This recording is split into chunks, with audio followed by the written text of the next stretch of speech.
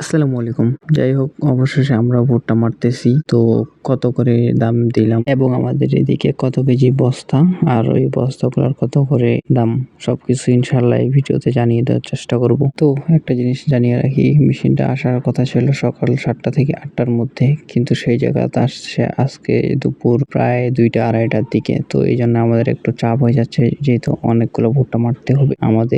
আমার বড় আব্বু, চাচ্চুর 3 বারের ভুট্টা মারতে হবে, তো একটু সময় লাগে যাবে। যদিও এখন ডিজিটাল যুগ, এইগুলা মেশিনে মারলে তেমন কোনো সময় লাগে না তেমন ভাবে। তো আমরা ভুট্টা মারতেছিলাম মোটামুটি অনেকজনই, আমাদের গোষ্ঠী বা পরিবারের আর কি লোকজন মিলে, আর কিছু ভাই ব্রাদার ছিল, এগুলা মিলে আলহামদুলিল্লাহ ভুট্টাগুলা মারার চেষ্টা করতেছিলাম। তো যেহেতু সবাই মিলে একসাথে ভুট্টাগুলা মারতেছি, তো আমাদের তেমন কোনো কষ্ট বা প্রেশার হচ্ছে না।